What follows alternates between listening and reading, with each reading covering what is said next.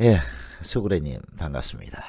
제가 음치인데 또 이 노래를 너무 좋아해서 한번 라이브 아닌 라이브 생방송으로 같이 한번 불러 따라봤습니다. 듣기가 좀 거북하셨죠 많이 좀 많이 거북하셨을 것 같아. 제가 워낙 그 음치다 보니까 좀 거북하셨을 것 같아요. 예. 오늘은 송재 서재필 박사님의 그걸 좀 진행해 보려고 합니다. 송재 서재필 박사님의 이런 걸 진행하면서 나름대로 좀 공부를 하고 해봤었는데요. 뭐 이분은 그 많이 기록적인 게 좀 많이 있죠. 미국의 어, 최초로 미국 한국인으로서는 미국인 최초로 그 시민권을 획득하고 미국 어, 박사를 하셨던 분이고요. 사실 이제 서재필 박사 하면은 우리나라에서 유명한 독립운동가로 치고 있죠. 근데 사실 이제 역사학자들마다 약간씩의 그 사람의 평가는 약간 틀립니다. 그래서 송재 서재필 박사님의 오늘 이야기를 좀 해드릴까 합니다. 사실 이분의 이야기를 하면은요 너무 많아서 너무 길이가 길어서 사실 제가 과연 이분을 판단한다는 게 과연 어떻게 할 수 있을까라는 좀 걱정도 사실 많이 됐어요. 그러지만 꼭 해야 될 것 같아서 이분에 대한 것을 방송을 해야 될 것 같아서 사실 이제 준비를 하다 보니까 너무너무 많았어요. 하지만 서치필 박사 하면은 우리나라의 독립운동가로서 널리 알려지고 있고요. 또 미국 최초의 미국 그 시민권자기도 하십니다. 그런데 이분을 좀 더 깊이 알기 위해서는 공부를 좀 해야겠다고 하고 있었는데요.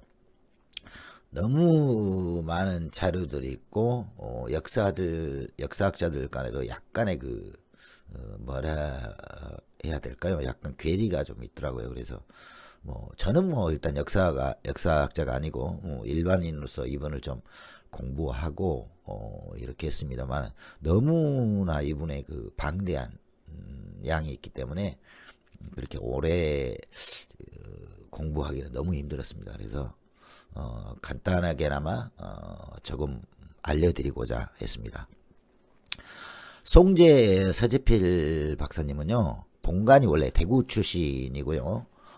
1864년이죠. 1월 7일 날 태어나셔서 1951년, 그러니까 6.25가, 예. 1951년 1월 5일 날 이렇게 돌아가셨는데요. 이분은 뭐 서지필 박사는 미국의 유학길을 오른 어떻게 보면 대한민국 최초의 미국 시민권자이시기도 합니다. 예, 그러시죠. 조선의 문신이셨고요.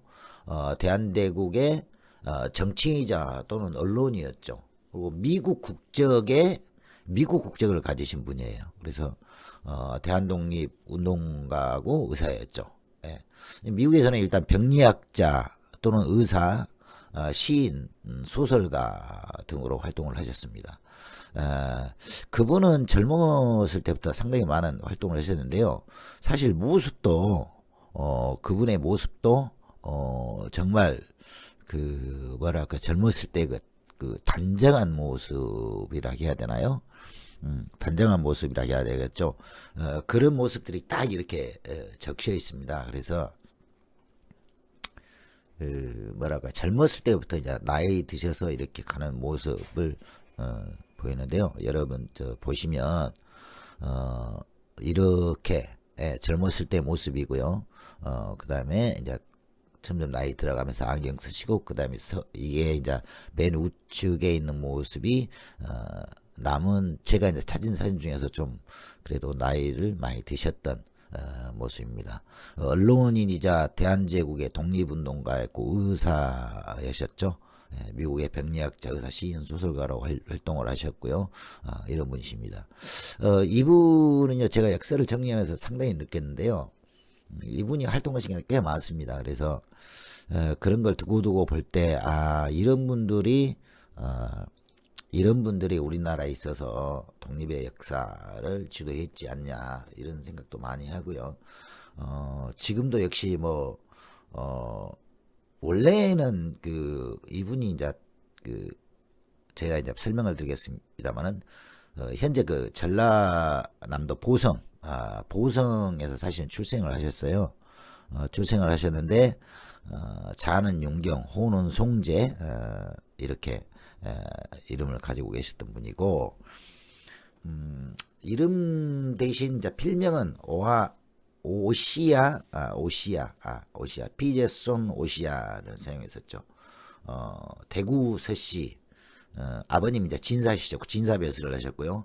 진사 이기태 씨의 오녀 성주희 씨의 오남 위녀 중 셋째 아들로 태어나셨고 그 뒤 이제 아버지가 서광요의 고향 논산시 여무 금궁인데요. 논산이 논산 지금은 이제 논산 쪽에 계시는데 그쪽으로 이주해서 이제 어린 시절을 보냈고 이제 송재 보통 서지필옹을 송재 서지필씨라고 부른대요. 앞에 오를 붙이시죠. 오는 송재 서지필씨라고 불리시고 아버지의 고향은 이제 충남 논산 쪽이었습니다. 집이 이제 이주해서 어렸을 때 이제 이렇게 유년기를 보내기는 하셨는데요. 이분은 이제 어떻게 보면 왕족이나 해야 되나요?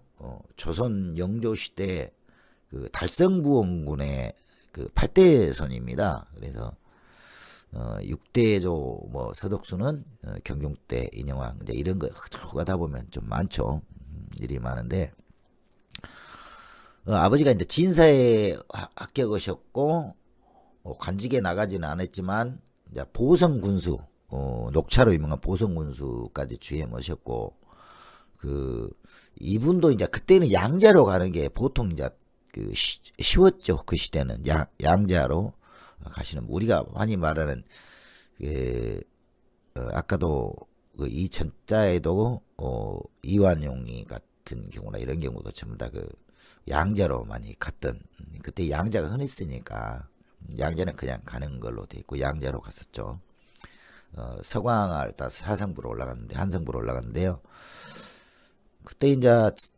그때 말해도 안동김 씨가 상당히 세력을 누렸을 때인데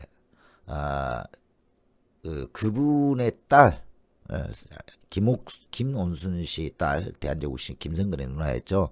그리고 양부 서광안에는 서재필 실리가 얼마 되지 않았고요.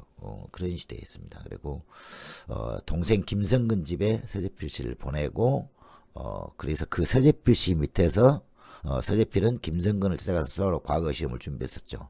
그리고 양아버지의 공고로 인해서 그 김성근 씨의 집에 가서 기거하면서 글과 학문을 배웠던 분이시기도 합니다. 예. 동문선섭 그리고 사기 사서육경을 배웠는데요. 또한 이제 서재필 씨 같은 경우는 김옥균을 통해서 3년 연상의 이제 박영호 씨도 이렇게 만나고 그와 이제 사귀게 되죠. 그래 담요로 사귄 것이 아니라 이렇게 사귀게 됩니다. 그리고 이렇게 많이 하시고 계시다가 이제 고종 10년에서 그거 이제 양부죠. 양부 서광화가 양부인데요. 그 양부는 서재필을 보내고 서재필을 이제 김성근 댁에 보내고 김성근 찾아가 수학 과거 시험을 준비하고 이제 그래서 서재필 씨가 이제 그 김성근 이조 참판인 김성근을 찾아가서 수학으로 과거 시험을 준비하죠. 이제 그때만 해도 아직은 과거라는 게 있었고 그랬으니까. 근데 이제 이분이 최초에 사실 이제 좀 길어요. 이분이 서재필 씨가 왜 저 미국 국적을 갖게 됐나라는 거 하면 이제 엄청 크죠. 좀 그런데 좀 길어요. 그리고 이제 그 시대 때 서재필은 이제 김옥균을 통해서 3년 연상인 박영묘 씨도 만나고 그와 이제 사귀게 되죠. 그리고 이제 김옥균 씨는 뭐 김옥균 그때 그분은 이 서재필 이분을 어마하게 이제 각별이 되었다고 그래요. 그래서 김옥균과 서강료를 통해서 박기수, 오경석, 유대치 등에 출입하면서 이제 그때는 많이 외국 문물들이 많이 있었지 않겠습니까?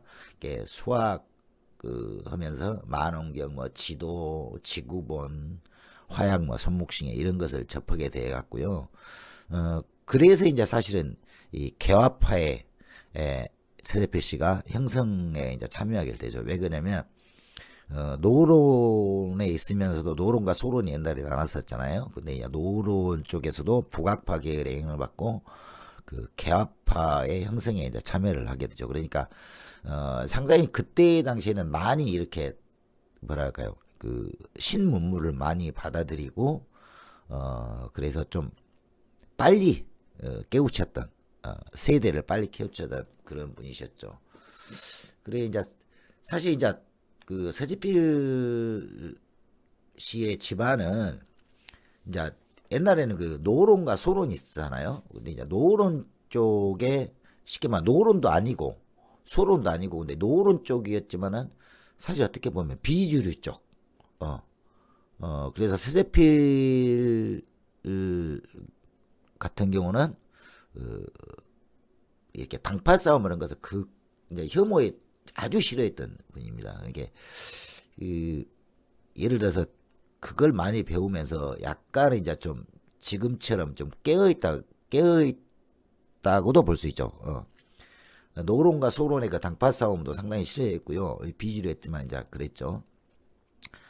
그래서 이제 그 노론과 소론이 싸움할 때도 그 당시 이제 1947년 때인데요. 경성 예상상업고등학교 교장이었던 뭐 이렇게 면담을 할 때도 서재필롱이 그랬다 그래요. 나는 뭐 노론이고 소론이고 모른다. 나는 그런 거 없다. 그렇게 진술하기도 했다는데요. 그 이제 이렇게 문학가 입장으로서는 그 영어 소설집도 내셨죠. 한수행이고 그 이제 벤자민 프랭클린 대통령 미국의 대통령 영향을 많이 받았다 그래요. 그래서 근데 이제 이 사진을 보시면 서재필 박사가 제가 오늘은 좀 입이 좀 많이 굳었습니다. 굳어가지고 몸 상태가 거의 좋지 않기 때문에 별로 좋지 않은데 이렇게 이게 지금 독립문이거든요. 그때 사진이고 이게 독립문인데 이제 1879년에 이제 그 쉽게 말해 우리나라 뭐라 하게 하나요? 그 과거 시험에 초시에 이제 합격을 합니다. 그래서 초시 합격을 하고 나서 증광시에 또 이제 교서 관부 정자라는 관직에 오르게 되죠. 그게 이때부터 약간 뭐라 하게 해야 되나요? 약간 조금 더 이제 정치나 이런 게 좀 발을 딛게 되죠. 그래서 관직에 오르기 시작합니다. 이때부터. 예, 승무원 부정자, 훈련원 부봉사 하고요. 이제 가장 이제 대표적인 게 이제 일본 유학을 가게 되는데 1883년에 게이오우스과 도마야카 육군사관학교 단기 군사훈련을 받죠. 그러니까 그때는 이게 단기 군사훈련이 아주 짧았다 그래요. 그래서 서재필 박사가 단기 군사훈련도 받고 일본의 군사훈련을 받은 거죠. 그리고 이제 1884년에 귀국했는데요. 이제 그러니까 병조 조령국 사관장이 돼. 병조라면 이제 군사다는 데죠. 이때까지만 해도 그래 크게 서재필 박사의 윤곽이 드러나지 않는 시대였죠. 예. 그리고 이제 가서 쭉 내려가다 보면 이제 83년도에 승정원 기주사가 돼서 다시 병으로 이민영으로 갈리게 돼 있죠. 예. 그래서 이렇게 한 것 보면 이분도 계속 그렇게 어렸을 때부터 거치게 되죠. 예. 계속 관직을 거치고 여기서 이제 나오는 게 권지 승문 부정자에 보직이 되었는데 서재필 씨는 당하나 놀라지 않고 불만을 내 태연히 활동했다. 왜? 승문원에 보임됐다가 이게 이제 낮은 배설인 것 같아요. 제가 이제 배설을 잘 모르기 때문에 하고 3월에 육품으로 특별 승진하고 훈련은 부봉사가 됩니다. 이제 그래서 사실 이제 김옥균 또 김옥균 씨도 엄청 유명하신 분이죠. 김옥균의 군의로 보면 청년 출신들 평민 출신 청년들 읽고 일본에 이제 건너가게 되죠. 서재필은 몰락한 양배에 따서 양반의 권익이 지어졌고 이제 서재필 가문이 이렇게 많이 과거에는 이렇게 좀 많이 낮아져서 그렇게 됐죠. 평민 출신 인사들과 넓게 교류하게 되죠. 서재필은 지금도 사실은 우리나라에서 서재필 하면 최고의 그 독립운동가로 이제 쳐주고 있죠. 사실은 고정 20년 일본에 당도한 서재필은 1년간 6개월 게이오우스에 입학하고 유학생 대표는 서재필이었죠. 그리고 서재필은 게이오우스에서 일본어를 배우고 어학재능도 뛰어나 유학 몇 달 만에 일본어 통역이 필요할 수 없을 정도가 됐습니다. 그리고 이제 기초 수준의 영어를 배우고요. 이제 서재필옹에 대한 사실 이제 엄청 많아요. 이제 게이오 이의숙이란 말들 사실 역사를 보면 많이 나오거든요. 거기서 우리나라 같으면 그 기숙사 같은 데인데요. 기숙사에서 이제 일본에서 배우면서 사실 이제 이분이 저는 친일에 공부를 처음에 쭉 하다 보니까 친일이었나? 라고 생각이 들 정도였습니다. 이렇게 대부분 보시면 그 이때 당시에 신문물을 받아들이고 하시는 분들은 왜냐면 한국에서 가장 가까운 그때는 중국도 그렇게 그 크게 신문물이 발전이 되지 않았던 시대였죠. 중국도. 그래서 일본이 가장 빠른 그 신문물을 받아들였기 때문에 어떻게 보면 선진국인 일본의 저희도 문물을 빨리 배우기도 했죠. 그래서 많이 배우고 일본에 가서 공부했던 그 우리들의 역사 선조들이 상당히 많죠. 이분도 이제 그랬던 것 같아요. 의숙에서 이렇게 쉽게 말하면 그죠 기숙사에서 공부하면서 일본 제국의 눈여를 보기도 하고 일본의 군사 시설과 경찰 제도를 유심히 살펴봤다. 그러니까 이제 이분의 꿈은 이제 이때부터 있으셨던 것 같아요. 제가 공부를 하다 보니까 왜 그러냐면 일본에서 교육을 받으면서 우리나라에도 이런 걸 좀 해서 빨리 강대강 국가를 깨야겠다. 이런 것이 많으셨던 것 같아요. 공부를 하다 보니까. 그래서 이제 여기 보시면 조선인 동기생들로부터도 무예를 받았고 택견의 명수 유기환의 택견 고난도 품새를 배우기도 했고요. 유도와 시림에 능한 이 명예는 조르기 누르기 등 유술에 대해서도 배웠다. 그러니까 이분이 뭐 그 공부만 잘한 거 아니라 운동까지도 쉽게 말해 요즘 말로 야무지셨던 분인 것 같아요. 전반에 대해서 배웁니다. 그리고 결국에는 이제 육군사관학교로 갑니다. 일본으로 유학해서 1883년 게이오우스과 게이오우스 그러니까 이게 이제 그 쉽게 말하면 우리 의숙이라는데요. 의숙이라고 하면 얻는 그 기숙사인 것 같아요. 게이오기숙 기숙사와 토마 육군 하사관학교 단기군사를 받고 1884년 귀국을 하야 돼. 이제 이때부터 이제 우리나라에 그런 게 이제 서재필에 이제 조금 그런 받아온 것이 이제 적용이 되기 시작하죠. 여기서 이제 토야마 육군 하사관학교 이제 장교학교도 아니야. 하사관학교에서 총검술 제식훈련, 신식군사 이런 훈련을 받죠. 그리고 이제 일본에 체류하다가 일본에 있으면서 교섭관 부정자 임명이 됩니다. 그래서 이제 어떻게 보면 그 한국에 조선에 처음에 우리 와이프가 지금 들어오고 있습니다. 우리 와이프의 와이프 잠깐 말이 헷갈려요 지금 우리 와이프가 들으니까 잠깐만요.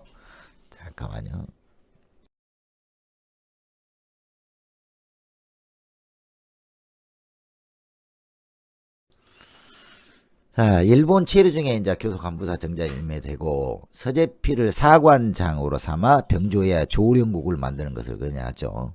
그래서 이제 군대의 틀을 이게 그 쉽게 말해 신식 군대 일본이 이제 그때는 좀 개화가 됐잖아요. 그래서 일본 군대의 그런 모습들을 좀 만들고자 사실은 했던 거죠. 그래서 조련국을 만들어냈고요. 이제 고종 승낙을 얻어 조련국을 창설하였으나 어머니 이제 그 어머니가 돌아가셔서 관직을 사퇴하게 되죠. 옛날에 이제 부모님이 돌아가시면 보통 3년상도 치르고 이러잖아요. 그래서 그 3년상을 치르기 위해서 관직을 그만두게 됩니다. 근데 이제 그 이후에 바로 이제 6월 30일 날 84년 6월 30일 날 고종이 기복의 명을 받고 그래도 그 옛날에는 그랬잖아요. 부모보다 위가 왕이었잖아요. 그래서 고종이 그 그때는 이제 부모님이 돌아가시면 보통 이제 3년상을 받는데 기복의 명을 받기 제가 정확한지는 모르겠습니다. 이게 상복을 벗고 와라. 이제 왕의 명령이다. 그래서 이제 부모보다 더 높은 왕의 명령을 받고 이렇게 이제 그 장교를 양성하는 쉽게 말하면 조련국 사관장에 임명이 되죠. 이제 이때부터 이제 상당히 그의 그 능력이 좀 펼쳐지기는 시작하죠. 이제 서예필은 이제 그때 이제 84년도부터 걔를 잡다가 이제 6월에 이제 아까 말했잖아요. 일본에서 그런 걸 받았고 일본에 있을 때 관직을 받아서 있다가 84년 6월에 귀국해서 이제 우정국, 그래 쉽게 말하면 우체국, 낙성식 그 쉽게 말하면 우리가 그 뭐라 그러나요? 우정국 그 지을 때 그 뭐라 하네 그 대들보 올린다 그러죠. 그런 낙성식을 기회로 다 지어갖고 뭐 현판식도 있고 무슨 식도 있는데 낙성식을 기회로 김옥균, 박용효, 성황범, 유길준, 홍승신과 더불어 갑신정변을 이제 계획을 하게 됩니다. 갑신정변을. 그래서 사실 이제 이게 그때 당시에 조선에는 어마어마하게 큰 거였죠. 어마어마하게 큰 거였습니다. 그래서 갑신정변을 정변을 어떻게 그때는 이제 이미 끝나고 나니까 정변이라 하지만 그때 당시로는 이게 정변이란 말이 없었겠죠. 지금 같으면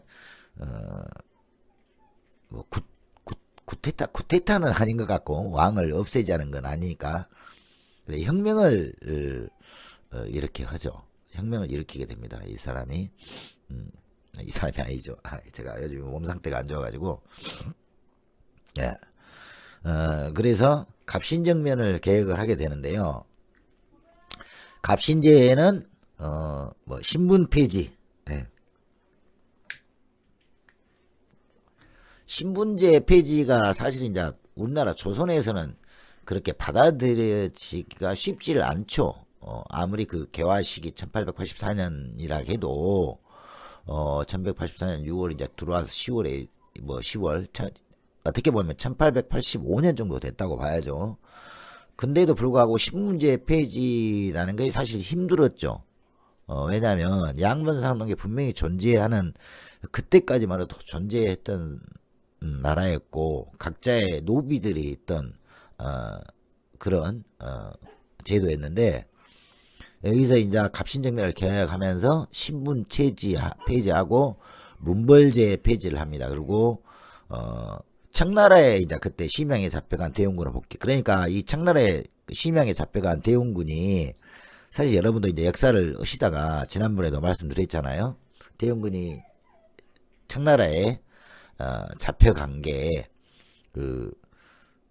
민비가 청나라의 구원을 요청해서 이모군란 이후에 와서 이렇게 대원군을 잡아가게 되잖아요. 그래서 복귀 등을 담은 혁신정강을 발표하게 되죠. 그리고 이제 11월에 승지로 이제 승진하게 됩니다. 승지로. 그러죠. 이 박용효 집에서 이제 그때 당시 김옥균, 서강봉령신과 이제 거사를 모이게 되는데 아까 거사라는 게 아까 지금 기회를 잡은 거 이거 있죠. 기회를 잡은 거 이제 갑신정변을 준비를 하게 되죠. 밖에서 싹 우리 개들이 떠들었었네요. 내가 지금 몸이 좀 안 좋아가지고 오늘 원래 이제 야간이라 회사를 출근해야 되는데 출근을 못하고 그래 지금 방송을 하고 있는데요.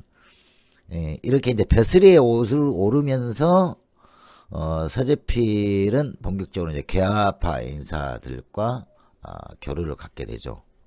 그리고 12살 김옥균 씨가 사실 이제 어떻게 보면 12살 연하죠. 그게 12살이면 사실 이제 동생이라고 좀 불리기도 그러죠. 김옥균 입장에서는. 근데 이제 그래도 서재필을 동생이라고 불러주니까 서재필 씨는 김옥균을 이제 정신적 지주로 삼게 되고, 이후에 이제 흔히 우리가 잘 알고 있는 박영효, 홍성식, 홍영식, 윤치호, 이상재, 박정현, 유길줄 등을 만나서 한성부 서대문의 이제 봉사원을 중심으로 이제 이렇게 결속을 하죠. 개화파들이. 그 중에 이제 승려, 이시동에 이제 승려가 있었는데요. 이 승려가 이제 많은 역할을 합니다. 사실은 일본어도 배워서 잘할 뿐만 아니라 일본 지식인들과 교류가 많아서 이 승려가 일본의 문물들을 많이 들여와요. 사실은. 그래서 이제 거기서 일본에 들어온 물건들을 소개를 어떻게 했냐. 당시 이제 개화파들, 아까 말한 뭐 홍영식, 윤치호, 박영효, 이상해, 유길준 이런 분들에게 이제 많이 제공을 하죠. 일본에 관한 서적들이라든가 신문물이라든가. 그리고 이동인을 만나서 책, 사진, 뭐 성냥, 뭐 지리책, 뭐 물리, 화학 이제 이런 것들도 많이 들어오죠. 어떻게 보면 그래서 이동인이 주지로 있었음에도 불구하고 이런 것을 이제 많이 받아서 이제 많이 깨우치게 되죠. 왜냐면 여러 그때 당시 개화파들이 보면서 뭐 봉은사 있으면서 영도사 자리를 옮겨서 이제 이런 것들을 많이 봅니다. 그러니까 사실 이제 좀 제가 이제 역사적인 좀 이걸 하면서 이것도 제가 의문을 좀 가졌는데요. 우리가 흔히 대웅군 하면은 외척을 멀리했던 배척했던 외국 세력을 배척했던 그런 인물들로만 알려져 있잖아요. 근데 여기서 보면 그 서재필이나 이제 이런 분, 서재필, 홍분 이런 분들이 개화파들이 일단 이제 하면서 대웅군을 다시 중국에 묵혀져 있는 대웅군들을 이제 데려오려고 모셔오려고 하는 그걸 했다는 거죠. 그죠? 그러니까 이제 이런 분들이 이제 모여서 뭐 자연스럽게 이제 개화파죠. 개화를 그 당을 형성할 결속을 다지게 되는데요. 예, 서재필은 이 중에 이제 가장 어린 나이였습니다. 사실은 아까쯤에 뭐 10년지기 뭐 이런 분들도 많이 있었죠. 그래서 뭐 또 이동인 역시도 뭐 일본에서 뭐 책 성량 뭐 이런 것들 돈 주고 사오고 역사책 뭐 지리 물리 화학 이런 것도 사오는데 사실은 이제 이걸 몰래 친구들과 봤죠. 뭐 봉원사에 댕기다 보고 또 영도사로 옮겨서 이제 몰래 그런 것들을 외국에서 일본에서 들여온 것들을 사가지고 와서 공부를 하고 친구들끼리 했었죠. 그래서 이제 그러면서 아까 아침에 말한 이제 개화당을 형성해서 결속을 다지되는데 그 중에 이제 서재필 씨가 제일 가장 나이가 어렸는데도 불구하고 조령국 병사들을 이제 신식 군대로 맞추잖아요. 일본 군대식으로 우리나라가 이제 개화를 왜냐면 군대에서 훈련을 받고 왔으니까. 그래서 신식 군대로 구성된 이 행동대를 서재필 씨가 총지휘하게 됩니다. 가장 어린 나이에도 불구하고요.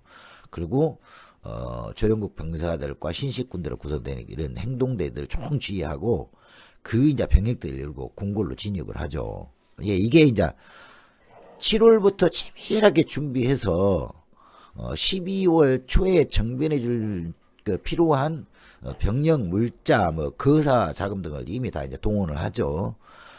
그리고 그가 이제 일본에 유학했을 때 그런 가졌던 그 일본 군이나 이런 걸 군이나 이런 걸 봤을 때 김옥균 뭐 제주 선주군 뭐 일본 그때 육군 중대장인 무라카미와 또 이렇게 개화당 사이에 연락을 담당하기도 했습니다. 그래서 어떻게 보면 그 일본에서 군사 교육을 받으면서 알게 됐던 그 일본 육군 중대장, 지금 같으면 중대장이 보통 한 대위 정도 되겠죠. 그와 이제 자주 연락을 하게 되죠. 개화당 사이에. 이제 이분이, 무라카미가 사실 이제 조선에 주둔했죠. 그래서 연락을 담당했고, 이게 사실 이제 서재필 옹은 이제 그 일본 그 군관학교에서 사실은 이제 훈련을 받았죠. 사실은. 그래서 이제 갑신정변을 일으키는데 군관학교 출신이니까 전위대로 이제 앞서 탁 나서는데 공을 세웠죠.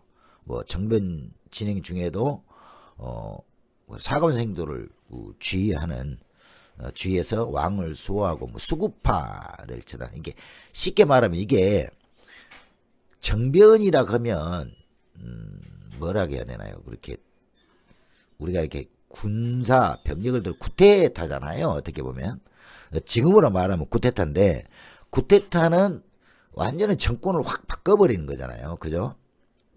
근데 이제 정변이에요. 그래서 정권을 바꾸지는 않지만 그 왕은 그대로 놔두고 왕을 호위하며 그 왕 밑에 있었던 간신들, 그러니까 그때 당시에 그들의 입장에서 보면 간신들이라든가 그 우리가 흔히 쉽게 말하면 뭐 숙파 꼴통 이런 일을 처단한 일을 맞죠. 왕을 옹립해서 이렇게 왕이 밑에 신하들이 하도 이제 그 수구파에 휘둘리고 있으니까 그런 건 다 일제 싹 그 제거를 합니다. 그렇게 지금 정변이라고 하는데 그 어떻게 보면 군사를 데리러 갔으니까 어떻게 보면 지금이 만약에 이런 일이 있었다면 쿠데타라고 하죠. 근데 쿠데타는 깨게 말하면 정권을 내가 잡는 거잖아요. 근데 이제 이건 정권을 잡는 게 아니었어요. 이렇게 현재 왕을 호위하고 왕 밑에 있는 신하들, 그러니까 수구파들을 처단하는 일을 맡은 거예요. 이게 본래 목적은 우리가 뭐 반란이라 이런 것들은 보통 이제 반란이라 그러잖아요. 반란 같은 경우는 그 최고의 왕을 무너뜨리고 내가 왕이 된다거나 고려에서 조선으로 바뀔 때 뭐 그랬듯이 이런 일을 하는데 이제 이건 정변은 그게 아니라 예를 들어서 그 왕은 그대로 놔두고 왕의 밑에 신하들이 너무 부도덕하고 부조리한 일들을 일으키니까 밑에서 왕이 어찌할 수 없는 일이 있으니까 밑에서부터 일어나서 다시 그 왕을 지위를 더 공고히 해주는 거죠. 밑에 간신배들을 다 쳐버리는 어떻게 보면 정세 정권을 잡는 일을 하는 거죠. 그렇게 되는 겁니다. 그래서 정변 진행 과정에서도 사관생도 등을 지휘했었을 정도니까 이게 서재필옹이 전위대에서 앞에 나서서 하는 앞서 나서서 하는 근데 그게 정변 중에서도 수구파를 처단하는 일이었어요.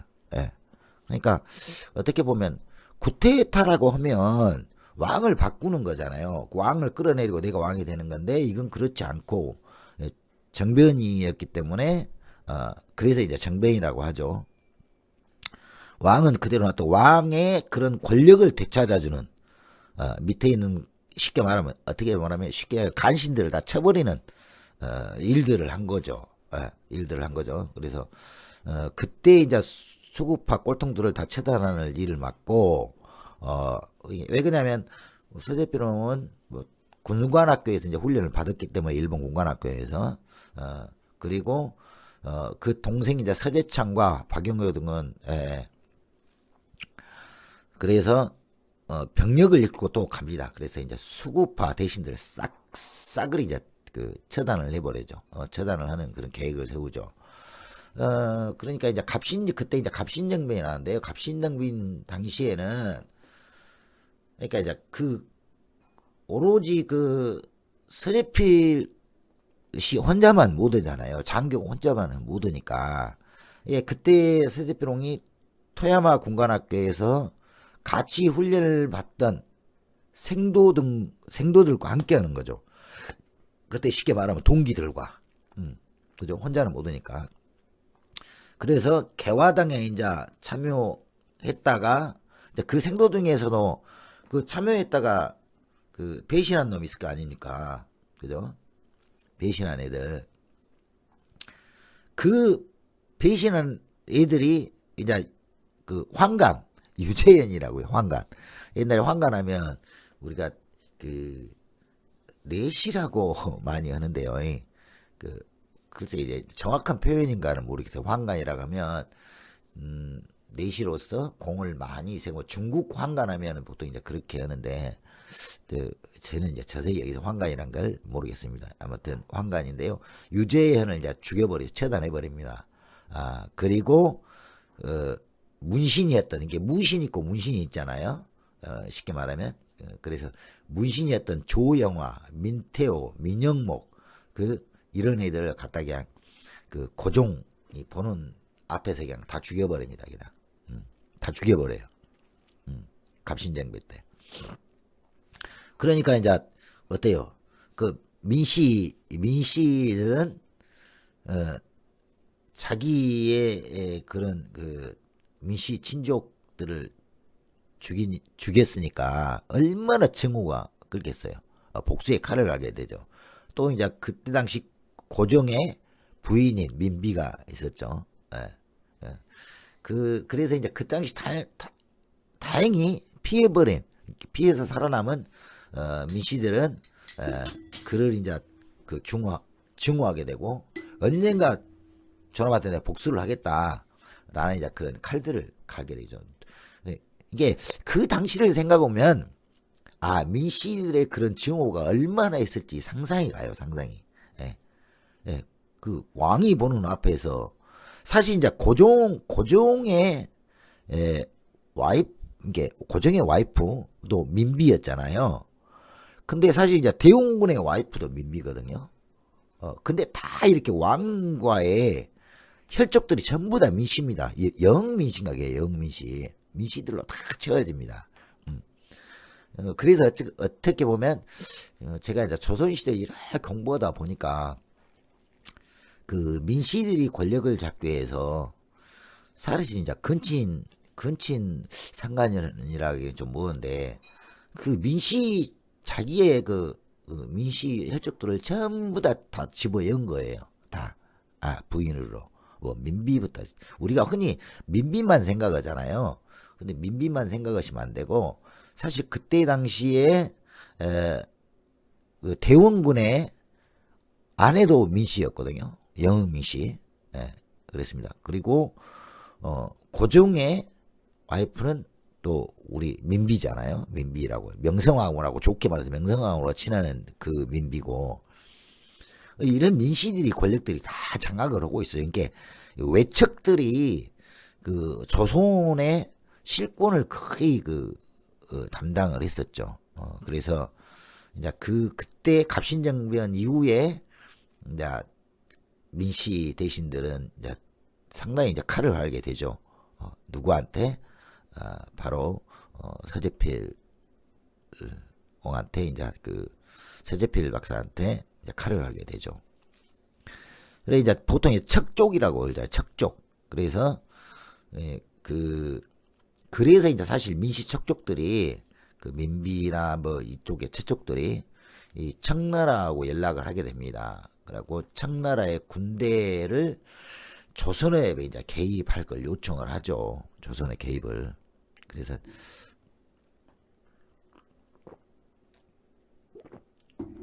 MBN 승인 취소됐습니까? 아직 결정 안 난 걸로 알고 있는데 수구레님 저 승인 취소되면 바로 저 연락 좀 주십시오. 아주 그 환호할 만한 일입니다. 그래서 이제 청나라의 군대에 조선 개입을 요청을 하죠. 근데 이 혹자는 청나라 군대 개입 요청을 민비가 했다는 말도 있고 이런데요. 잠깐 민비가 했을까라는 생각이 좀 들게 됩니다. 그래서 그리고 이제 그때 당시에 신설된 그리고 청나라 군대가 들어오면서 어떻게 돼요? 청나라 군대가 들어오면서 청나라가 쉽게 말하면 거의 우리 국내에 무력권을 거의 다 행사하게 되는 그런 시기죠. 그래서 조련국이 설치된 그러니까 아까 말한 토야마 군관학교에서 훈련받은 행서동과 개화당에 참여하면서 이렇게 이제 정변이 일으키기 전에 이렇게 전위대에 이렇게 공을 세우고 있던 그런 조련국, 이게 쉽게 말해 군사를 훈련시키는 조련국을 청나라와 민비가 결국 이제 폐지를 시켜버리죠. 폐비를 시켜버립니다. 그리고 이제 민씨가 이제 이런 거 군대의 민비가 이제 알게 되죠. 중요한 걸 알게 됩니다. 그래서 민비가 자기의 조카인 이 민영익으로 하여금 민영익이나 민씨 일족에게 군대의 이런 통솔권을 장악하게 해버립니다. 그리고 군대의 훈련을 그때는 이제 이 군대가 일본에서 이제 예를 들어서 서재필 씨는 일본에서 군대 훈련을 받았잖아요. 토야마 군관학교에서.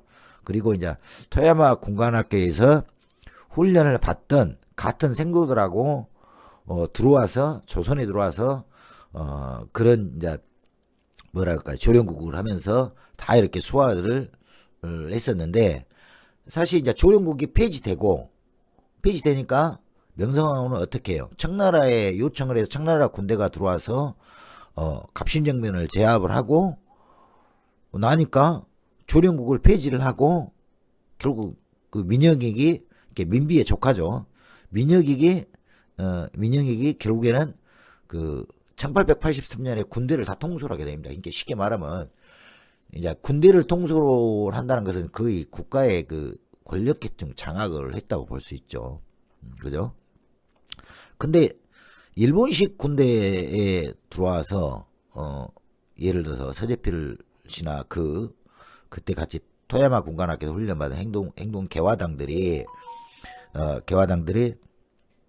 이렇게 일본식 군대를 하면서 군대를 했다면 조련국을 했다면 이제 명성황후가 청나라 군대에 힘을 얻어서 다시 이제 통솔권을 하게 되면서 다시 군대가 아까 말한 일본식 군대 조련국은 없어지고 나머지 군대들을 통솔권을 이제 민영이나 민씨 일족이 장악하게 되면서 이제 청나라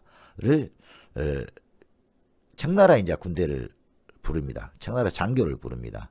예. 청나라 군대를 부르게 되죠. 그러니까 청나라 장교가 이제 오게 되겠죠. 왜 그러냐면 조선의 군대를 하게 되니까. 그러니까 청나라의 군대 형태를, 그러니까 일본의 군대 형태에서 청나라의 군대 형태를 띠게 되는 거죠. 네, 민비가 다시 하게 되면서. 그래서 이제 군대 자체가 통솔권이 민씨 일쪽으로 넘어가면서 우리나라 군대가 이제 청나라의 그런 체제로 이제 바뀌게 되죠. 그러니까 이제 서재필 씨나 서재필 박사나 이런 분들이 쉽게 말하면 이제 그때 당시도 군인이었으니까 사관생도 되겠잖아요. 그래서 이제 그 사람 이제 어디로 편입냐 궁궐 수비대로 이제 편입을 시켜버립니다. 왜 그러냐면 민씨 일가가 군을 장악했기 때문에 통솔권을 장악했기 때문에 바로 서재필 사관생도 다 궁궐 수비대로 편입을 시켜버죠. 네, 그죠. 근데 이제 이러면 끝나냐? 근데 그게 아니잖아. 아까쯤에 갑신정변을 일으켰기 때문에 이제 사람들을 처리하려고 그러겠죠. 명성황후나 이쪽은. 그래서 이제 어디 피해야 되는데 누가 그걸 피해주냐. 그래도 일본에서 교육을 받고 했던 그들이라 이제 일본 그때 당시 일본 공사가 이들의 이제 그 도망치는 걸 좀 도와주게 되죠. 도망치는 걸. 예, 그래서 그 당시에 이제 김옥균, 박영효, 뭐 또는 뭐 우리가 잘 모르는 이규환, 정남교, 서간병, 이런들은 한 9명을 이제 창덕궁에서 싹 빼갑니다. 이제 옷을 딱 갈아빼가지고 이제 변장을 해서 빼내가고 그분들이 어디로 가냐? 일본 공사관에 숨어 있었죠. 일본 공사관에. 근데 이제 이게 이제 그 정변을 일으킨 사람들이 이제 그 한다 그랬군요. 이제 민 씨가 다시 청나라 군대의 힘을 빌려서 장악을 했으니까 그럴 거 아닙니까? 그리고 이제 9명이 결국에는 창덕궁 북문으로 옷을 딱 갈아입고 일본 공사관으로 숨게 됩니다. 그래서 그 공사관에 숨었다가 또 어떻게 됐냐? 그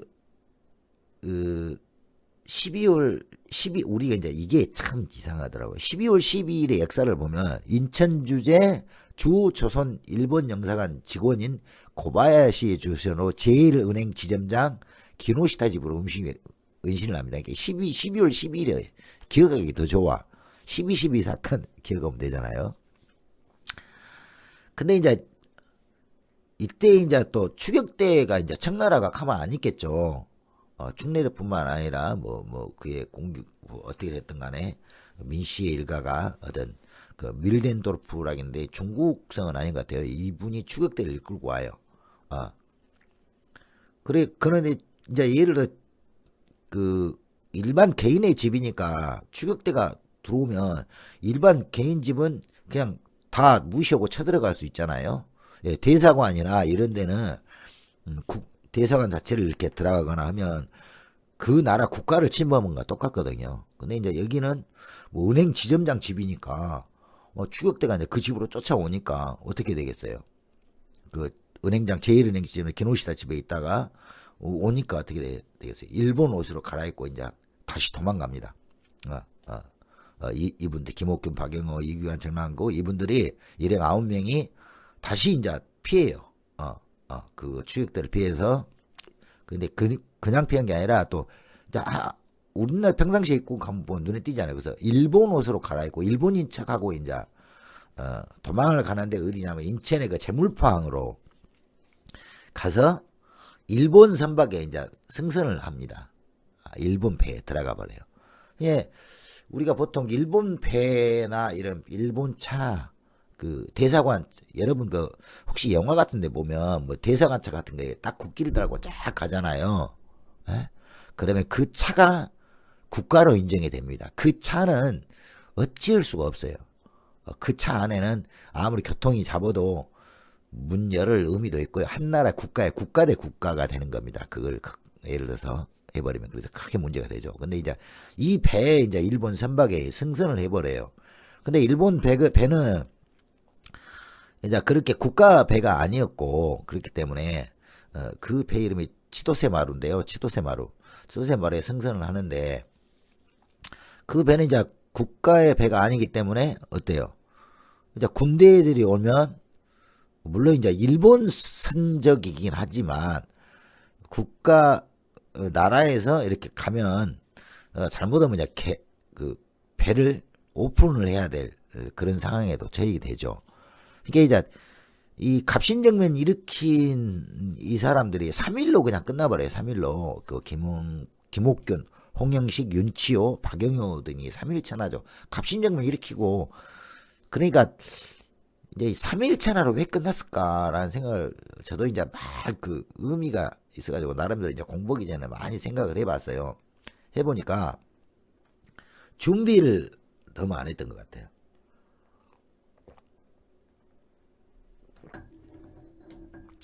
왜냐하면 우리가 보통 쿠데타나 정변을 일으키려면 그러지 않습니까? 사전 준비 보습을 다 해야 돼요. 내가 예를 들어 어디를 뭐 점령하고 싶다 그러면 그 뒷배경에 사실이다 싹 가다 놓고 이게 이제 저는 이제 이런 생각을 해요. 어떤 분이 물어보시더라고. 어떤 분이 과연 갑신정변이 성공을 했으면 어떻게 되느냐, 성공을 하고 정말 제대로 성공했으면 어떻게 됐을 것이냐라고 어떤 분이 한번 물어보시더라고. 그래서 사실 이제 이렇게 제대로 인났다면, 제대로 인났다면, 이제 물론 이제 역사는 어떻게 바뀔지 몰라요. 바뀔지 모르겠지만은 갑신정변이 일어나서 정말 우리나라가 이렇게 확 변하고 3일 만에 끝나지 않고 이렇게 했더라면, 물론 쇄국 정책으로 인했던 쇄국 정책을 했던 그래서 그 대원군이 뭐 중국에서 돌아오고 해서 좀 이렇게 잘못될 수도, 너무 또 깝깝한 세월로 갈 수도 있다고도 생각했지만, 갑신정변을 일으켰던 주역들이 다들 이제 개방된 사상, 서구 문물을 받아들이고 이런 쪽이었잖아요.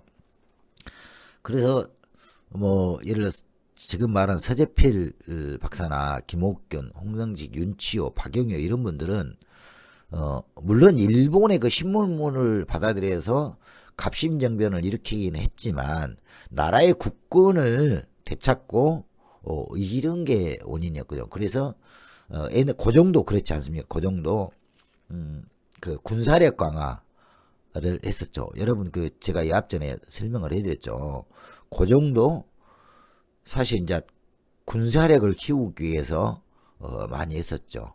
군사력을 키우기 위해서. 그 중에 에서 둘이가 너무 다퉈서 좀 실패로 끝나겠는데, 그런 것처럼 그 정도 사실은 외척을 멀리해야 되는 그런 계획은 사실 있었어요. 국방력을 강화하자는 계획은 계속 있었던 거죠. 그래서 이제 이게 3일천하로 끝나지 않고 만약에 성공했고 제대로 된 갑신정변이었으면 이게 이제 원래 역사는 승자의 편이라 그러지 않습니까? 그랬다면 그 일소의 그 민씨 척족들을 다 제거를 했을 것이고, 그리고 그 외척들이죠. 외척들을 다 제거를 했을 것이고, 그 다음에 아까 말한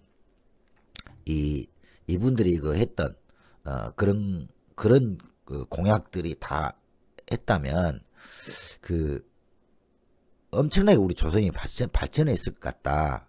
나는 이런 생각이 들죠. 왜냐면 일단은 첫 번째 가장 중요한 게 그 신분제를 폐지한다는 거였거든요. 신진부를 신분제를 폐지한다는 것은 쉽게 말하면 그 뭐 상놈 양반 이런 걸 없앤다는 거예요. 그리고 문벌을 폐지하고 이러니까 그 뭐랄까요? 그때 당시에는 어마어마한 개혁이었죠. 개혁. 개혁을 이뤘던 사람인데, 이분들이 만약에 갑신정변이 3일로 끝나지 않고 예를 들어서 예를 진짜 성공했다 그러면 좀 역사는 많이 바뀌었을 것이다. 물론 어떤 분들은 일제의 그 침략이라든가 일본의 식민 지배가 더 빨라졌을 거다라고 이야기하는 사람도 있어요. 근데 저는 그렇게 보지는 않고요. 이게 갑신정변이 진짜 성공하고 청나라하고 등을 지고 이랬으면 고종이 그때 당시에 중립을 표명했기 때문에, 그리고 이제 일본이 그 빨리 개방을 해서 나라의 개방 정책을 펴서 신문물을 많이 받아들였잖아요. 걔네들은 원래 이제 그 멀리 된 역사가 없었으니까. 일본의 역사는 사실 이제 여러분 좀 더 깊이 들어가 보면요, 메이지 이전과 이후로 나눕니다. 저는 이제 개인적인 생각인데요. 모르겠어요. 저 이걸 보는 그 역사에 좀 정동 오신 분들은 좀 틀리게 생각할지 모르지만, 저는 일본을 어떻게 보냐면 메이지 이전과 메이지 이후로 저는 대부분 구분을 하려 그래요. 왜냐면 메이지 이전에는 진짜 그 구태의연한 나라였다. 그리고 메이지 이후에 일본이 발전되기 시작했다. 저는 그렇게 봐요. 모든 문명이나. 그렇기 때문에 제가 무슨 이야기다 자꾸 이제 이렇게 봐요. 그래서 좀 더 빨리 일본은 그 문물을 받아들여서 했고 이제 그렇게 되죠. 그랬다면 좋았지 않아 되겠지. 뭔 말인지 지금 헷갈립니다. 저도 자꾸 이렇게 나가다가 옆으로 빠지면 그래요. 지금 저가 이렇게 됐습니다. 그동안 잠깐 너무 지루하니까 음악 한 곡을. 예, 한정님 반갑습니다. 예. 지금 제가 몸이 안 좋아서 출근을 못 하고 있고요. 몸이 안 좋은데도 불구하고 오늘 지금 잠깐 방송을 좀 시작하고 있습니다. 사실 이제 서재필옹은 이제 이렇게 많은 일들을 하죠. 그리고 했는데 아까 말씀드렸다시피 서재필은 조령국 병사, 그래서 총지휘를 하게 되죠. 신식군대 행동대 지역 군고를 진입하면서 이제 준비해서 정변을 일으키고, 뭐 그때 당시에 혼자만 한 게 아니라 일본 유학을 경험했던 김옥균, 그리고 제조선주던 일본 육군 중장 무라카미야와 이 개화당스에도 연락을 담당하게 되죠. 그래 이제 토야마 군관학교에서 훈련받은 서재필이 토야마 군관학교에서 훈련을 받았잖아요. 그래서 이 사실은 갑신정변의 전위대로 나서서 공을 세웁니다.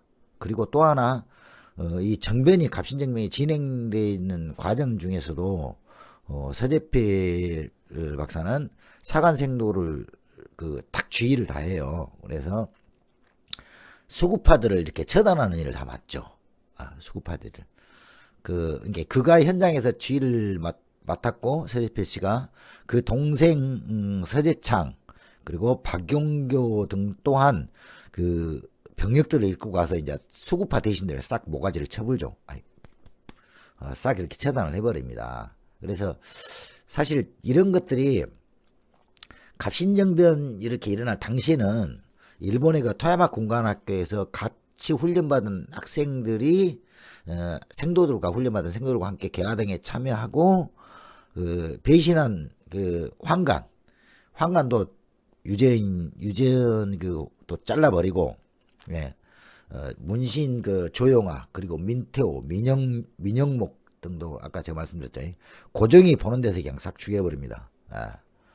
그래서 이제 아까 말한 민씨 대신들이 서재필에 대한 증오하고 이제 복수의 칼날을 갈게 되죠. 그래서 사실 민족 척촉들이 정권이 이제 이게 사실 여기서는 민씨 척족이 청나라와 연락해서 청나라 군대를 조선의 개입을 요청했다고 하는데, 다른 합변에서는 민비가 이렇게 했다고 하더래요. 근데 이제 여기서 좀 정확하지 않는 게 뭐냐면, 다 이제 각자 역사학자마다 약간 틀려요. 근데 민비가 했다는 역사학자들도 있고, 아까 여기서 말한 민씨의 척족들이 이렇게 민씨 친족들이 이렇게 청나라로 연락해서 했다는 것도 있고.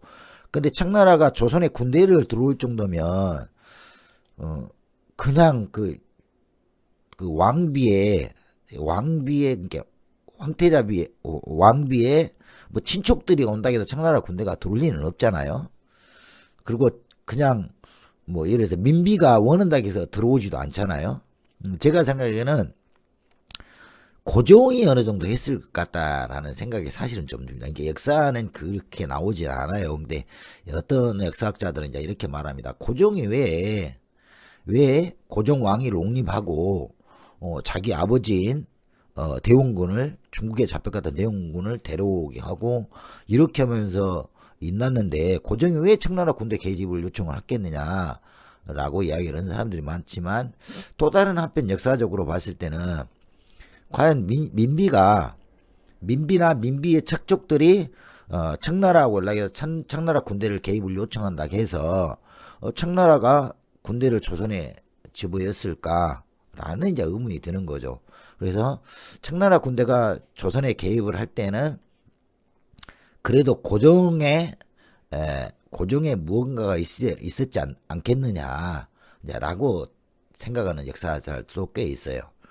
그래서 이제 그러니까 이렇게 서재필이나 이런 개화파들이 이제 조령국이라고 만들었는데, 그 조령국이 결국에는 민비에 의해서 결국 이제 폐지가 돼버립니다. 폐지가. 민비가 폐지를 시켜버리고, 그 민비 아까 말씀드렸죠. 민비의 조카 민영이하고 그 민씨 일족들이 군대의 통솔권을 딱 잡아버립니다. 그리고 군대 훈련을 위해서, 예를 들어서 그 군대 훈련을 위해서 또 그 청나라에 대한 장교를 불러요. 청나라에서 장교를 요청을 합니다. 그러니까 서재필 박사나 아까 말한 그 김옥경이나 박영효, 이규환, 정남교 이런 분들은 일본에서 군사학교를 받아서, 또는 이제 서재필 씨는 일본 에서 군사학교를 받은 분들이 이렇게 와서 이거 이제 갑신정변을 일으켰잖아요. 그들을 주축으로 해서 일본식 군대를 조련국을 했었는데, 민비가 다시 청나라 군대를 불러들이면서 그게 이제 원래 이게 이 갑신정변의 실패는 보통 역사학자들이 이렇게 이야기합니다. 서재필을 비롯한 김옥근, 방영효, 이규환이가 갑신정변을 일으켰는데 실패하는 원인은 청나라로 못 나가게 막았어야 되는데 그걸 막지를 못했던 거죠. 민씨 일가, 민씨 척족들이나 이런 쪽을 이렇게 쉽게 말하면 완전히 딱 장악을 해서 했어야 되는데 그러지를 못하고 극소수의 부분만, 일정 부분만 했기 때문에 그들이 민비 척족들이 청나라로 가서 도움을 요청하게 된 거죠. 그래서 이제 그때 이제 청군이 또 들어오게 되지 않습니까? 청군이, 청나라 군대가 이미 이제 그때는 청나라 군대가 들어와서 한번 하고 대원군을 잡아간 상태였어요. 대원군을 청나라 잡아간 상태고, 이때는 이제 이때는 쉽게 말하면 2차 다시 청나라 명성황후가 다시 이제 청나라 군대를 요청하게 되고, 다시 청나라 군대가 들어오게 되는데, 이때 이제 쉽게 말하면 민씨 일족이 다 이제 복수를 하게 되는, 어떻게 보면 그런 계기가 되죠. 청나라 군대를 이제 민씨 척족이 사실 청나라의 군대 개입을 요청했는데, 제가 보기에는 이제 다 역사학자마다 약간 틀리지만 제가 보기에는 민씨 척족이 군대를 요청한다고 해서 청나라가 군대를 줄까? 라는 생각이 들잖아요. 그래서 고종의 그런 묵인이 있었지 않느냐, 또는 고종의 그런 게 있었지 않느냐라고 생각이 좀 들어요. 저 같은 경우는. 그래, 아무튼 민씨 척족들이 원하는 대로 이제 청나라 군대가 또 조선에 개입을 다시 하죠. 다시 개입을 합니다. 그래서 그 민씨 조카인 민영이과 민씨들이 이제 군대의 통솔권을 딱 장악해 버립니다. 군대 통솔권을. 그래서 군대 이제 통솔권을 장악하고 청나라 교관을 이제 불러, 장교를. 그러니까 그때만 해도 서재필이나 이런 분들이 그 사관생, 일본에서 배웠던 그 사관생들이 다 이제 있다가 궁궐 수비대로 편입이 돼버리죠. 궁궐 수비대로. 근데 일단은 수비대로 편입을 시켜놓고 이제 다 죽일 요량이었지. 왜 그러냐면 아까 이제 서재필옹이 아까 그랬잖아요. 서재필옹이 오면서 갑신정변으로 정의대로 나오면서 그 수구파 대신들을 서재필 박사가 싹 죽여버렸잖아요. 병역 수구파 대신들, 그 동생이 또 지휘를, 서재필 동생 서재창과 그리고 박용호 등이 병역을 수구파 대신들을 싹 처단을 해버렸으니까, 그래버렸으니까, 예를 들어서 이들도 처음에는 궁궐 수비대로 편입되었지만 결국 그 칼을 갈고 있던 민씨들은 얘네들을 용서를 하지 못한 거죠. 그래서 일단 궁궐 수비대로 편입이 되었는데 이제 이들이 피신하게 되죠. 피신하게. 그래서 이제 결국 3일 만에 3일차나로 끝나게 됩니다. 청나라군 개입으로 이제 3일 만에 실패로 끝나자 이제 일본으로 도피를 하게 되죠. 김옥균, 홍상식, 윤치호, 박영효 등과 갑신정변을 일으켰음에도 불구하고 3일 만에 끝나니까 이게 그런 걸 못했던 거죠. 옆에 딱 막고 해야 되는데 막지 못했기 때문에 결국 실패로 끝나게 돌아가고 이들은 이제 그 청나라군 개입으로 인해서 일본을 도피를 하게 되죠. 예. 근데 일본을 도피했으면 좋은데 처음에는 도피했지만 그 일본에서도 이제 상황이 계속 좋지 않게 되는 경우가 있었죠. 그리고 일본은 가깝다 보니까 조선에서 계속 이제 이렇게 그 암살자들을 보내는 거죠. 암살을 지시하고 일본 도취한 사람은 어찌가 됐든 간에 그 민비 측에서 죽이려고 하죠. 그리고 일본도 참 그 망명한 사람을 데리고 오기가 좀 거꾸롭고 그러니까 좀 냉대를 하죠. 그 일본에서도 불안을 느꼈고 사실은 이제 갑신정변의 주역들은 거의 다 역적으로 몰렸죠. 근데 그때만 해도 역적으로 몰리면 어땠습니까? 삼족을 멸하죠. 삼족을 멸해버립니다. 보통 그 육족을 멸한다 그러거든요. 이게 그 본인 이외의 육족 친척까지 다 이게 뭐 삼촌 아니고 육촌까지 다 죽여버립니다.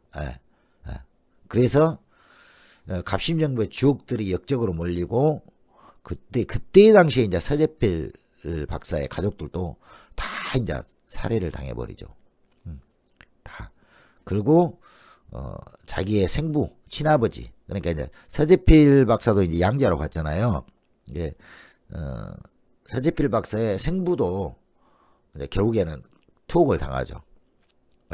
그리고 서재필 박사의 부모하고 또 3명의 친형제 그리고 가족들 친인척들이 사약을 받거나 모두 이제 죽임을 당하죠.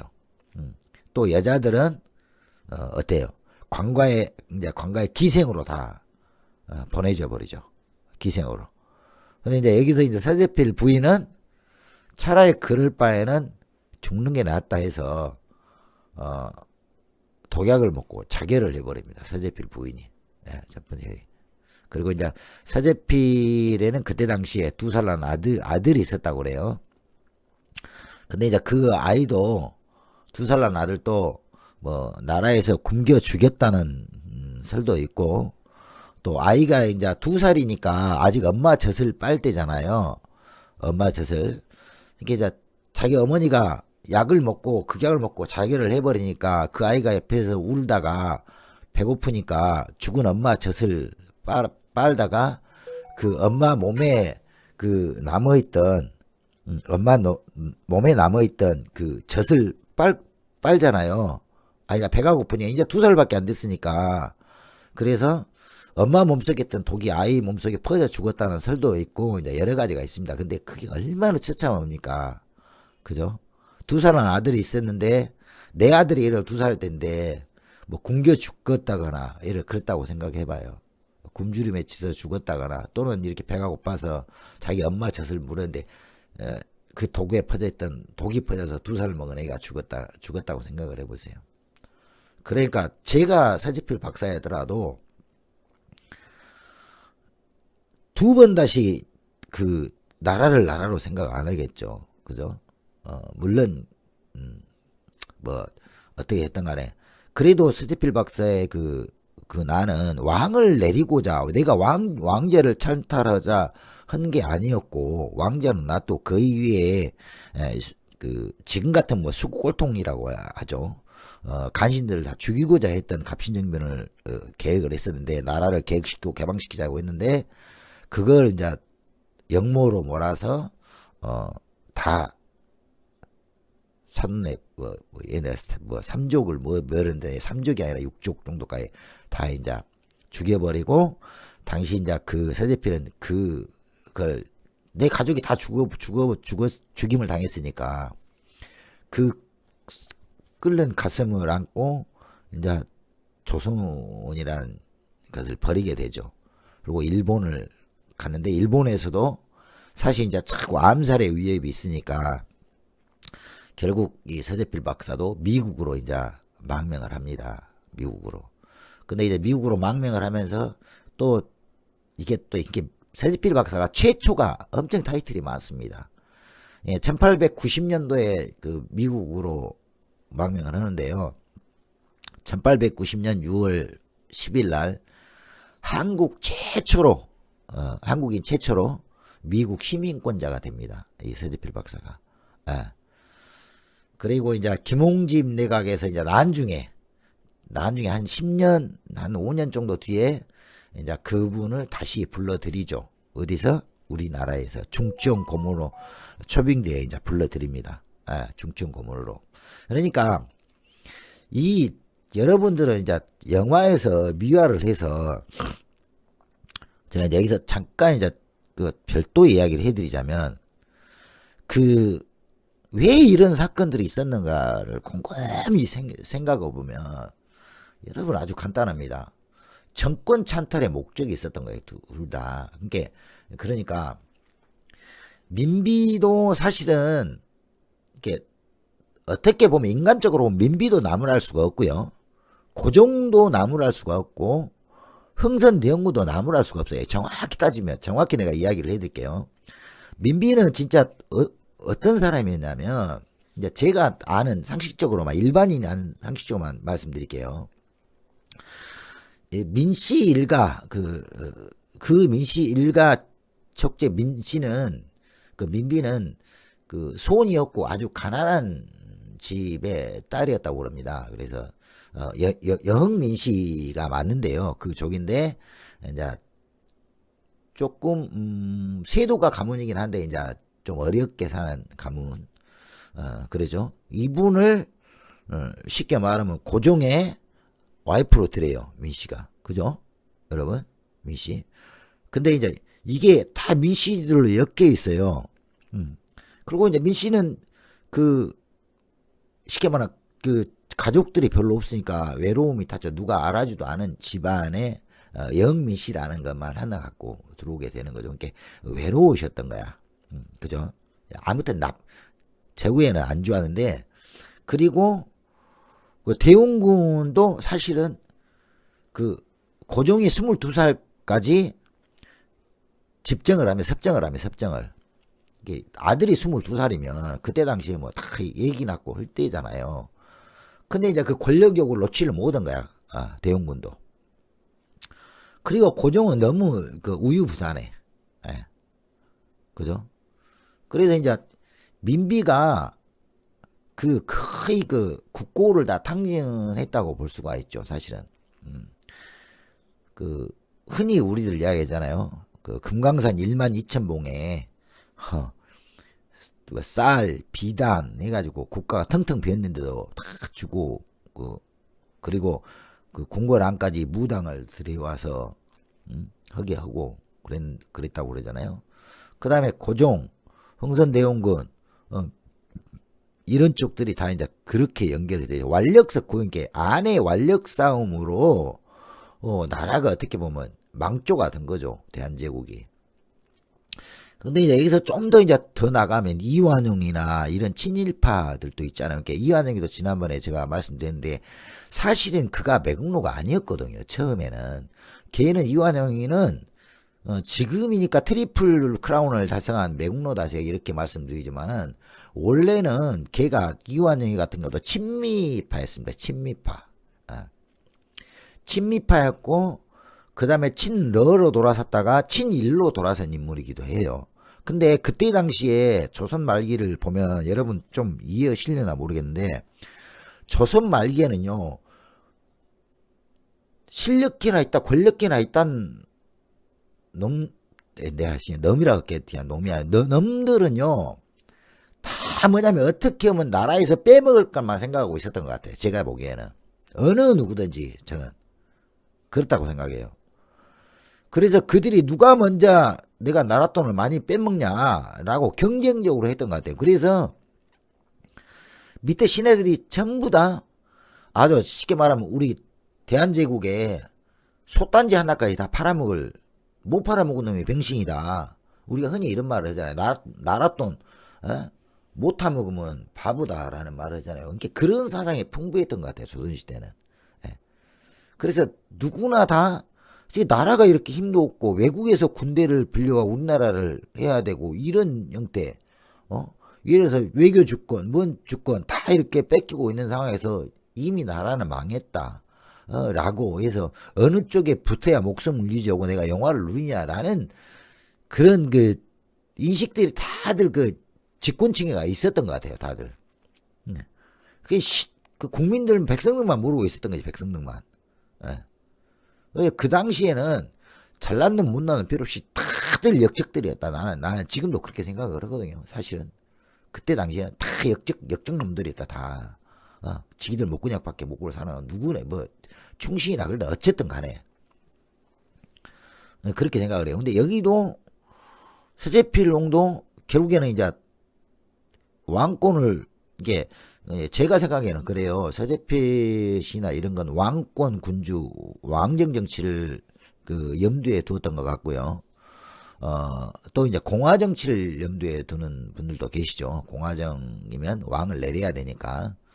이런 분들, 여기는 왕을 확립을 하면서 밑에를 개화시키는 그런 쪽이었고, 어떤 것 같고요. 그래서 이제, 어떻게 됐든 서재필 박사는 이제 다 죽고, 그에 이제 뼈가 사무치고, 결국 일본을 경유해서 미국으로 건너가게 됩니다. 미국으로. 근데 이제 서재필 박사가 여기서 이제 진짜 두 번째 인생이 열리는 거죠. 그리고 두 번째려고 했는데, 이제 1890년에 한국인 최초의 미국 이제 시민권자가 딱 돼버리는 거죠. 시민, 이제 한국 사람 아니야. 서재필 박사는 미국인이에요. 미국 시민이에요. 그래서 그의 5년 뒤에 김홍집 내각이 딱 꾸려졌을 때 중추원 고문으로 이제 초빙이 됩니다. 그래서 귀국을 해요. 근데 이분이 국적이 미국 국적 그대로 귀국을 합니다. 미국 국적, 한국 국적이 아니에요. 미국적으로 구분을 하죠. 그리고 이제 1896년에 딱 이제 그렇게 하면서 서재필 박사가 1896년 4월 달에 최초의 민간 신문이 독립신문을 발간해요. 독립신문을 발간합니다. 그리고 그해 7월에 독립협회를 설립을 하죠.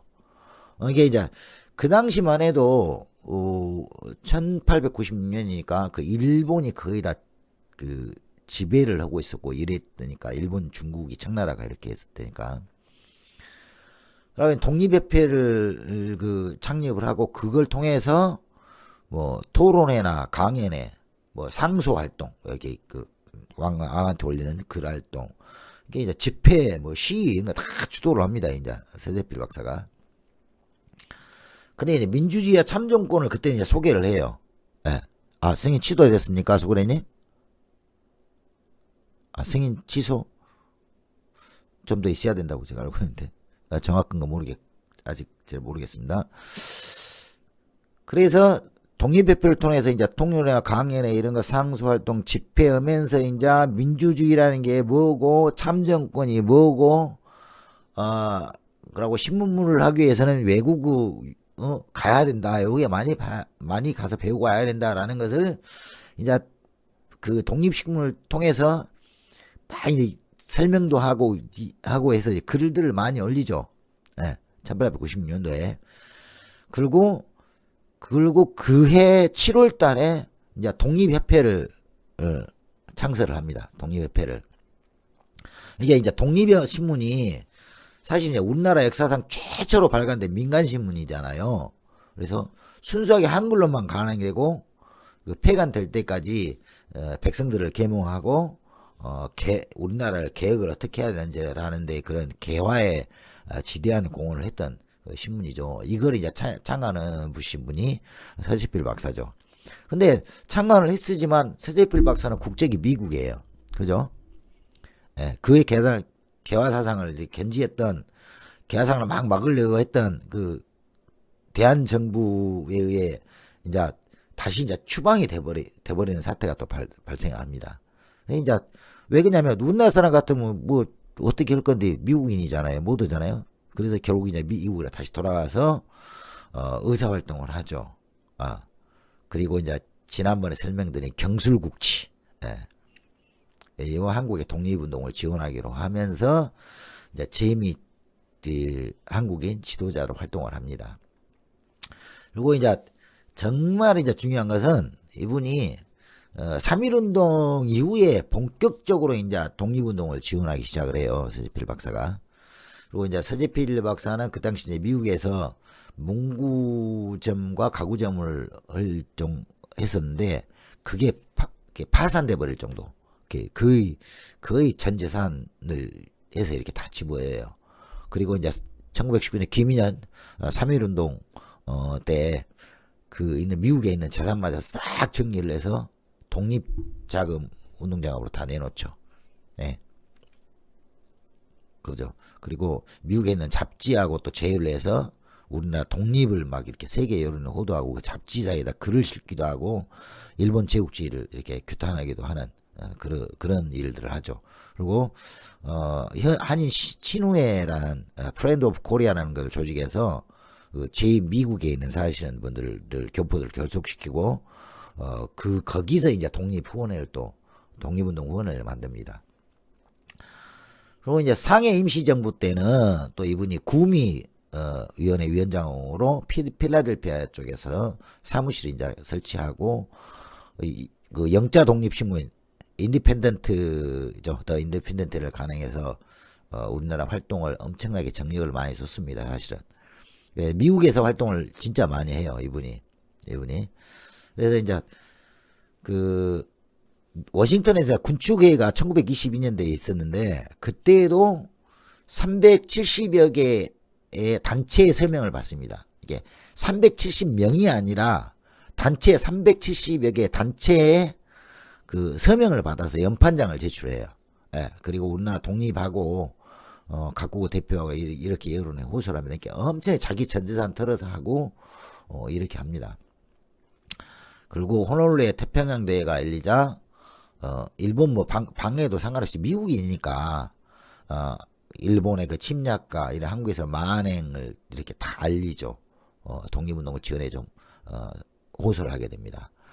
그리고 태평양 전쟁 중에는 이분이 또 미국인이기 때문에 의사잖아요. 그래서 또 징병검사관으로 봉사를 합니다. 그리고 이제 45년도에 우리나라가 광복이 되고 이제 그때는 이제 광복이 되면 미군정이잖아요. 미군정인데 그때 이제 하지 장군이 어차피 이제 그 한국을 잘 아니까 미국인이지만 한국 사람이잖아요.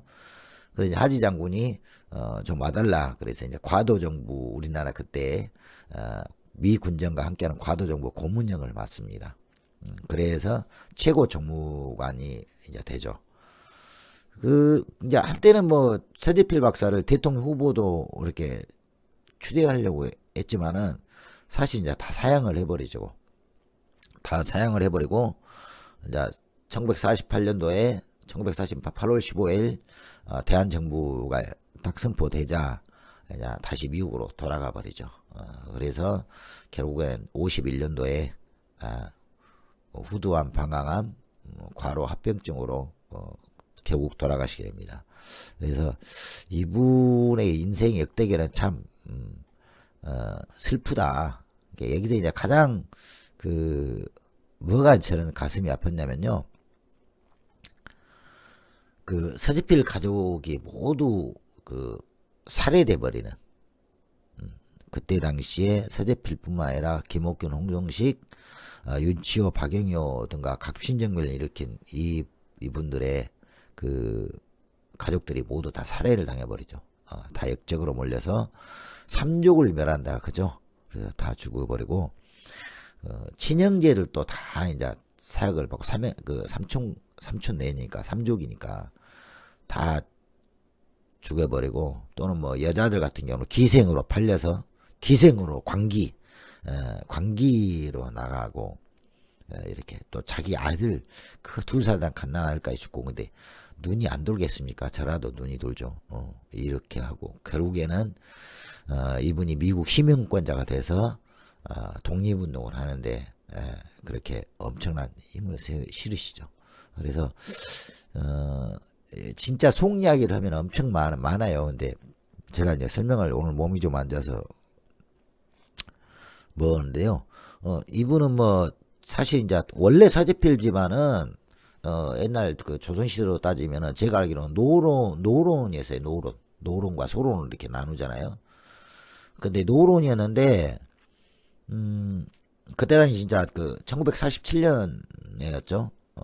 그래서, 그 경성여자상업고등학교 교장하고 올 때 그랬다 그래요. 나는 노론이고 소론이고 나 모른다.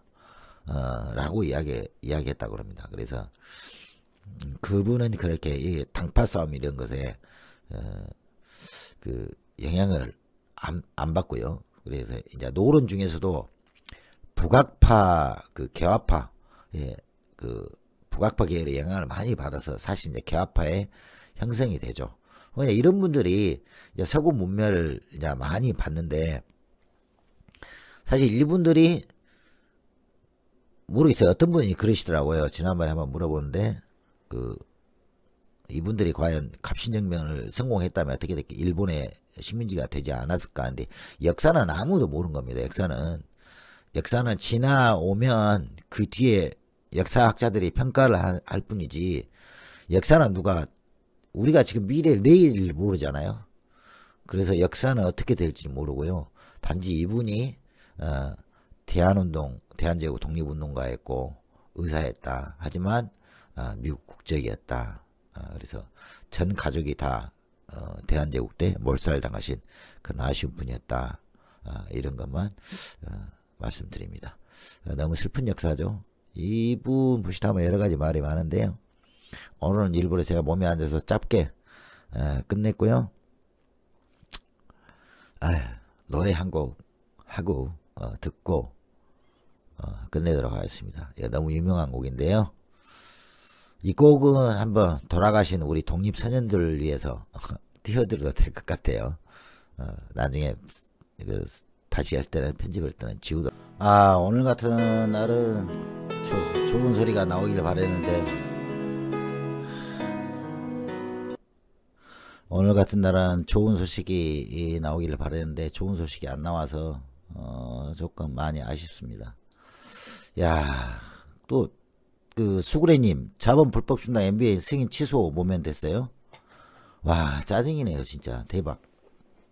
진짜 이놈은 나 진짜 불만이에요. 저 좀 불만을 갖겠습니다. 사실은 그런 것들이 아직까지도 나는 이제 판세 검세들이 진짜 너무한다고 생각을 해요. 너무하구나 진짜. 너무하구나라는 생각을 많이 합니다. 왜 그렇게 그 조선일보, 동아일보, MBN, 채널A가 동아일보 거죠. 나 이해를 못 하겠어요. 진짜 그래서 그 우리나라 개혁은 진짜 빨리 돼야 됩니다. 진짜 빨리 돼야 되고요. 특히 언론개혁은 진짜 제대로 이루어져야 돼요. 언론이 다 나는 그렇게 생각하거든요. 여러분들 생각은 좀 틀릴지 모르겠습니다만은 언론개혁이 우리나라 대한민국을 망치고 있다고 생각을 해요. 사실은 진짜 이건 아니다. 정말 승인 취소 뭐라고 말해야 돼. 여러분들도 저하고 진짜 그 어저께까지만 해도 쥐박이 17년 확정 딱 돼버리니까 너무 좋더라고요. 근데 제가 이제 또 우려가 되는 게 요즘 들어서 그 이제 모씨가 나왔고 그 뭐 가명을 해줘야 한다. 뭐 그게 말이나 진짜 끌어버리면 끌어버려요. 진짜 우리나라는요 정말 그래요. 좀 이렇게 수구 보수 꼴통들에게 정말 좀 서리빨이 좀 내렸으면 그런 사람이 좀 해서 판사들이 나와서 착착착착 판세들이 좀 바뀌어서 좀 그랬으면 좋겠습니다. 제발 사법개혁 진짜 되기를 바랍니다. 그냥 노래 한 곡 듣죠. 찬바람이 불면. 오늘도 말주변 별로 없는 제 방송을 봐주셔서 대단히 감사합니다. 오늘은 지금 밖에 진보 유튜버님들의 방송이 지금 많이 이루어지고 있습니다. 그래서 저 같은 경우는 시사타파, 그리고 광주의 햄톡 TV, 그리고 한남 시사 TV, 고발뉴스 TV, 빨간 아재, 새날 이렇게 방송이 되고 있습니다. 그래서 이쪽 중에 한 곳으로 진행해 주시면 대단히 감사하겠고요. 저는 너무 이런 것들이 이렇게 몸도 지금 별로 안 좋은 상태에서 그러니까 그냥 이 방송은 여기서 끊고요. 마무리하도록 하겠습니다. 그리고 저는 그냥 다시 리방을 해서 그냥 음악만 좀 틀어드리고 싶습니다. 그래서 오늘 조금 후에 다시 할 리방은 음악만 틀어드리는, 음악하면서 가끔 우리들이 서로 이야기할 수 있는 그런 음방만 좀 들으시고, 다 있고 머리가 지금 제가 너무 아프거든요. 다 있고 이런 소통할 수 있는 그런 음방만 좀 진행해 볼까 합니다. 순수하게 세상 돌아가는 이야기, 이런 이야기만 하시게요. 정치 쪽으로 듣고 싶은 분들은 지금 시사타파 등등 여러 개의 우리 진보 유튜버들이 열려 있으니까 그쪽으로 이동해 주시면 대단히 감사하겠습니다. 오늘 제 이 방송은 여기서 마치도록 하고요. 잠시 후에 제가 약간 쉬었다가 그냥 다 잊어버릴 수 있는 음방 진행하도록 하겠습니다. 감사합니다. 수고하셨습니다.